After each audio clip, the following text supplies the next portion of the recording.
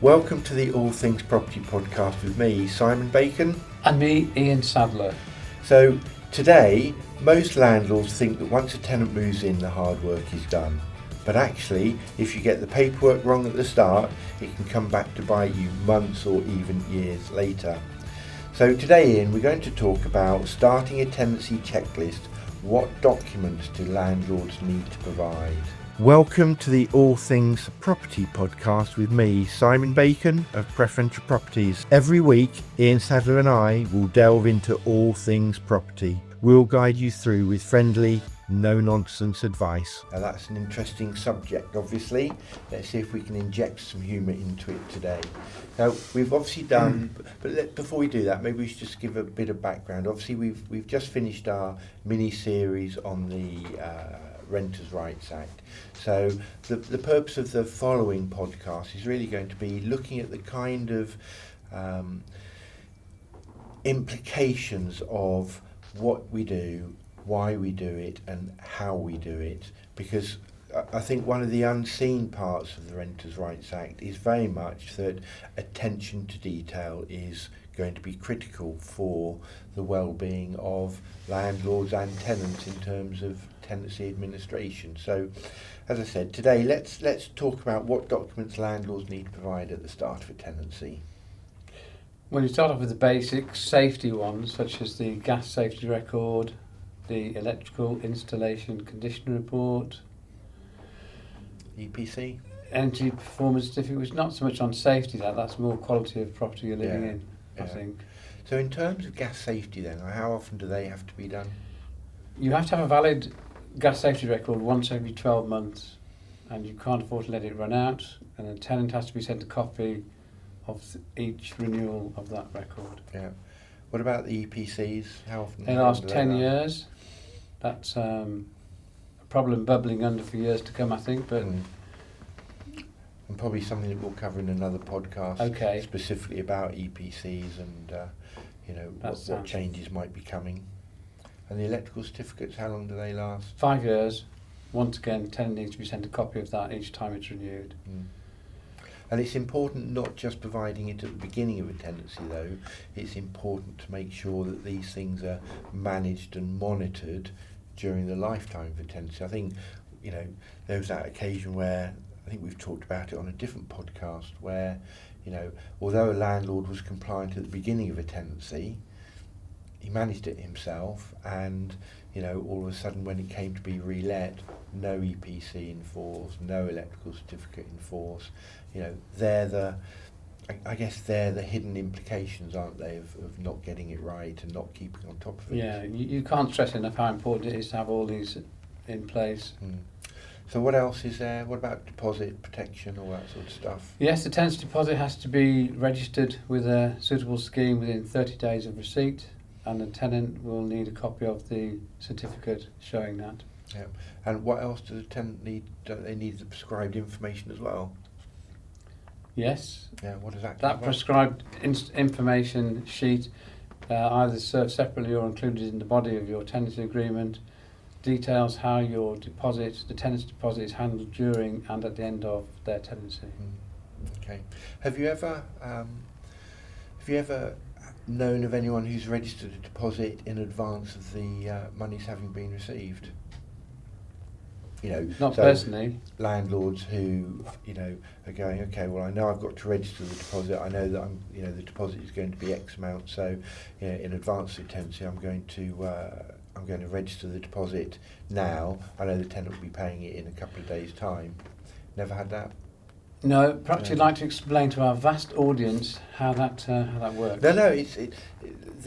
There've been occasions where landlords, in their obviously wanting to make sure that they cover everything off, have actually registered a deposit a couple of days before they've received it to make sure they've got all their paperwork in force. But actually that's can't be done. No, it doesn't make sense, really. Logically, it doesn't make sense, does it, really? How can you register something you have not received? Well, exactly, that's the point. And there have been occasions where people have gone to court on a Section 21 notice to recover possession of property and actually fallen foul of the fact that they couldn't get possession because they'd actually not been deemed to have registered the deposit appropriately. Mm. So, and that's, I suppose that's part of what we're always talking about. There's compliance and there's understanding that compliance, and a simple thing like registering a deposit a day before you've got it, because the tenant said, yeah, I'm going to pay it tomorrow. You want to get all your paperwork done and sorted before the tenant moves in, and actually you end up causing yourselves problems. You'd have to be pretty thick to do that, really, because you've got to balance your bank accounts with cash receipts, haven't you? Absolutely. So it doesn't really make much sense. No, but it's a minefield. It is, and it is a minefield sometimes. So, what about smoke and CO alarm? What do you need with those? You have to have valid carbon monoxide alarms placed near any gas appliance, a boiler or a gas fire. Smoke alarms, you need to have those on the ground and first floors in full working order. So how many CO alarms do you need? Is it just one for the boiler, or? No. Well, I would always err on the side of safety. So if I've got a gas fire in the living room and a boiler in the kitchen, I'd have 2. Yeah, you have got to have 2. Do you have to have one with a gas hob? No. Well done. Very good. But again, some landlords said to me, well, why don't I need one with a gas hob when that's a gas appliance, isn't it? But the legislation is cooking appliances you don't have to have a CO alarm for, but it's any gas appliance other than a gas hob in the kitchen. So yeah, smoke alarms, where do you need those then? Just the one, or? Well, once again, I'm guessing you're going to say 2 is correct, so I'd have one on the ground floor and one on the landing. Yeah, absolutely. I'm doing well today. You are. Hardwired or battery? Either or. Yeah, okay. Very good. 3 out of 3. Yeah. I'm going. So do you keep a record of your smoke and CO? What I do, Simon, is that I ask my heating engineer, who does my gas safety records, to check on the smoke alarms in each property. Every year when they go and do that?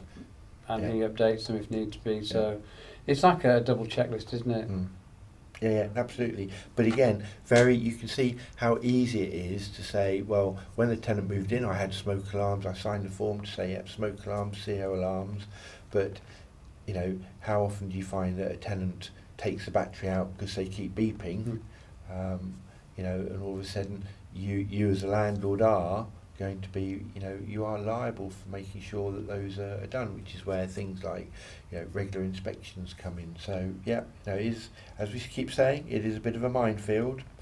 Tenancy agreements then, what's the importance of the tenancy agreement?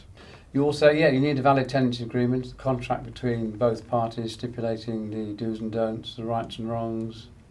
Have you ever come across a landlord who's come to you and said they haven't got a tenancy agreement? Once in the early days. Scary. What did you say? It took me 30 seconds to get my breath, but gently explained the need for it. Oh, that'll never happen to me is an oft-used phrase, but it does. When it does, it hurts. Yeah, absolutely. And I've had a situation where landlords have come to me in a bit of a blind panic, saying, well, it was a sort of very loose tenancy agreement. It just had some very basic stuff in it, and then they find it and they give it to you, and you think, well, actually, it's not worth the paper it's written on. He's a friend of the family. We didn't need a tenancy agreement. Exactly. So regardless, a formal tenancy agreement is an absolute essential, clear, agreed, and obviously properly executed with signatures, etc. So condition reports, things like inventory, schedule of conditions. Why is that important? 9 times out of 10 they're not, but that one occasion where you 9 times out of 10? 7 times out of 10 then. Thank you. Maybe a bit less than that. Okay, whatever. It's a crucial document, and the more detailed it is, the better you're protecting the tenant's interests and the landlord's interests. As many photographs as you can, hob, oven, fridge, freezer. Broken freezer drawers, my pet hates. Why? Because tenants tend to have problems defrosting their freezers. So what happens? They pull them out and crack, and like that. I always get photographs of the freezer drawers at the side of Tenancy. Then nobody can say, well, they weren't like that when I moved in. Yeah, but what causes a freezer drawer to crack then? Is it misuse or is it just not defrosted? Laziness normally. Is it? Well, you have to, no matter what the freezer make is, you have to defrost a freezer on a regular basis every 6 months. If you don't, and you've got some tasty fish fingers right at the back on the bottom drawer and you can't get them out, you pull too hard and you crack it. £48 Is that how much it costs? each. Oh my goodness. Okay. And do tenants mind paying that? No. I had to move out on Saturday and the tenant actually phoned up to say, "Oh, the freezer drawers, I'm afraid they're all broken." I said, "Oh dear." And he was fine. It's unusual, isn't it? It's unusual that it's surprising that somebody says, "Well, I've actually broken it, so I'm going to have to pay for it." Yeah, no, absolutely. Had you defrosted the freezer though? No, it was solid when I went there. You go then. That'll be why. Okay, so something that it can be a bone of contention, right to rent checks. Who's responsible for those and what are they? You are far more experienced in this field than I am, so I think it's better that you talk. Well, it's not experience. Right to rent adoring checks. public through it. Right to rent checks is, the purpose of them, as you well know, you sit there sometimes, you go, "Oh, I'm not sure about that one," but you do know because you do it. I'm But testing your knowledge. Yeah, but the right to rent checks are about a tenant's right to rent in the UK. So, if you're on a UK passport, we need to get a copy of that. That's the right to rent check for a UK citizen, shows that they're entitled to rent. For anybody else, it now is they have to provide a share code. I know what one of those is. Yeah. So, but again, the issue there is, going back to what we talked about, that once a tenant moves in, the hard work is done. You can have all of this stuff in place. So a tenant share code, they move in, they have their share code, they have the right to rent.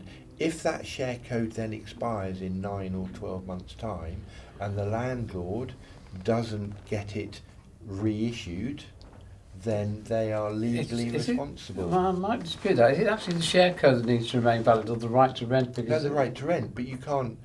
If the right to rent is time limited. Clearly, I need to give you some tutorials about your paperwork. But if you get a right to rent for a tenant, an overseas tenant, and they will say valid to rent forever in the UK. You don't need to worry about it. You don't, but a lot of them they're specific about valid until June 28. Yes.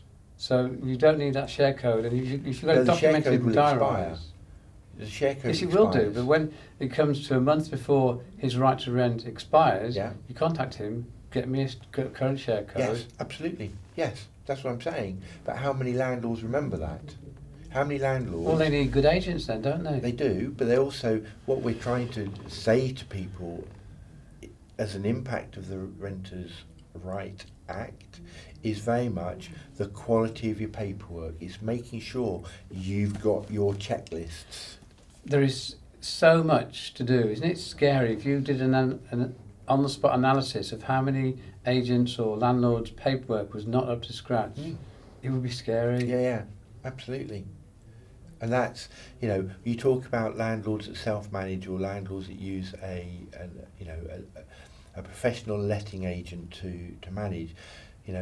These are some of the hidden responsibilities that we take on for them, so that they don't need to think, "Oh my goodness, is my licence in force? Is my tenant? They had a right to rent check when they moved in. I wonder if that expires." Lots of landlords. I may be doing some of them a disservice here, but it's not a my majority. experience is that there are landlords out there who forget to do that, who forget to update stuff.